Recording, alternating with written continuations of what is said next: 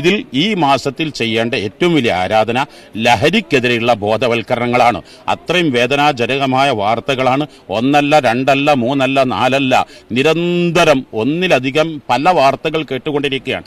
അപ്പോൾ എല്ലാ പ്രഭാഷണങ്ങളിലും എല്ലാ ഖതീബുമാരും വെള്ളിയാഴ്ച ജുമാക്ക് ശേഷം, അതുപോലെ തന്നെ എല്ലാ പള്ളികളിലും ഇമാമുമാര് നിസ്കാരങ്ങൾക്ക് ശേഷം റമദാൻ 27-ാം രാവ് ജനലക്ഷങ്ങൾ ഒരുമിച്ച് കൂടുന്ന പ്രാർത്ഥനാ സമ്മേളനത്തിൽ ഞങ്ങൾ ഏറ്റവും വലിയ ചടങ്ങായി ലഹരിക്കെതിരെയുള്ള പ്രതിജ്ഞയാണ് ഞങ്ങൾ തീരുമാനമെടുത്തത്.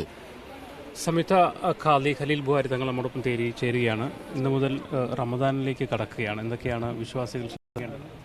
പരിശുദ്ധമായ റമദാനു ഷരീഫ് പിറവിയോടുകൂടെ ഏതൊരു മനുഷ്യനും അവൻ്റെ വ്യക്തിജീവിതം പൂർണ്ണമായും ശുദ്ധീകരിക്കുക, അതിന് പ്രധാനമായും എൻ്റെ ഉമ്മ, ഉപ്പ, അവൻ്റെ ഭാര്യ, മക്കള്, കൂട്ടുകുടുംബങ്ങൾ, അയൽവാസികൾ എല്ലാവരോടും പൊരുത്തപ്പിടിച്ച് എൻ്റെ ജീവിതത്തിൽ, വാക്കുകളിൽ, പ്രവർത്തനങ്ങളിൽ, ചെയ്തുകളിൽ അപമര്യാദകൾ വന്നിട്ടുണ്ട്. അതുകൊണ്ട് നിങ്ങൾ എന്നെ വെറുക്കരുത്. നിങ്ങൾ എൻ്റെ വെറുത്താൽ എൻ്റെ ആരാധനകൾ സ്വീകരിക്കില്ല. ആയതുകൊണ്ട് എല്ലാവരോടും ഏറ്റുപറഞ്ഞ് ഇനി ഞാനതൊന്നും ചെയ്യില്ലെന്ന് പക്ഷാതാപത്തോടുകൂടെ നമ്മളെല്ലാവരും തൗബ ചെയ്ത്, അതുകൊണ്ട് തന്നെയാണ് ഇന്ന് കോർണിഷ് പള്ളിയിൽ തറാവീഹിന് ശേഷം തൗബ നടക്കുന്നതാണ്. അങ്ങനെ പക്ഷാതാപങ്ങൾ നടത്തി അവൻ ഈ അശ്രദ്ധാവായ റബ്ബിലേക്ക് ഇരു കരങ്ങൾ ഉയർത്തി കണ്ണ് കലങ്ങി വിതുമ്പുന്ന ഹൃദയത്തോടെ മനസ്സൊരുക്കി പ്രാർത്ഥിക്കുക. അതിലേറ്റവും പ്രധാനപ്പെട്ടത് 3 10കളിൽ ആദ്യത്തെ 10 അവ്വലുഹു റഹ്മ വൗസതുഹു മഗ്ഫിറ വാഖിറുഹു ഇത്ഖും മിനന്നാർ. റഹ്മത്ത്, കുടുംബ ബന്ധങ്ങൾ, മാനുഷിക ബന്ധങ്ങൾ, പ്രാസ്ഥാനിക ബന്ധങ്ങൾ, തൊഴിലാളി മുതലാളി തമ്മിലുള്ള ബന്ധങ്ങൾ, അതുപോലെ ഭരണാധികാരിയും ഭരണീയരും തമ്മിലുള്ള ബന്ധങ്ങൾ, ഇതെല്ലാം സുദൃഢമാകുന്നതിനാണ് റഹ്മത്ത് എന്ന് പറയുന്നത്. നടുവിലെ 10 പാപമോചനത്തിൻ്റെതാണ്. 3-ാമത്തെ 10 നരകത്തിൽ നിന്നുള്ള മോചനത്തിന് വേണ്ടിയാണ്. ഈ റമദാനിൽ ഏറ്റവും കൂടുതൽ ചെയ്യേണ്ടത് ഖുർആൻ പാരായണം വർദ്ധിപ്പിക്കുക എന്നതാണ്. റമദാനിൽ സ്വർഗത്തിന്റെ എല്ലാ കവാടങ്ങളും തുറക്കപ്പെടും, നരകത്തിന്റെ കവാടങ്ങളെല്ലാം അടക്കപ്പെടും.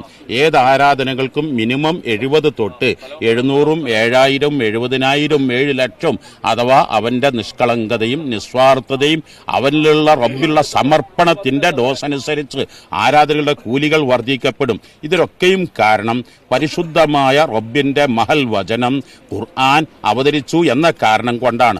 ഈ മാസത്തിൽ ചെയ്യേണ്ട ഏറ്റവും ആരാധന പരമാവധി ഖുർആൻ ഓതുക, അത് പഠിക്കുക, അത് കേൾക്കുക, അതിന് ഖത്മ് തീർക്കുക.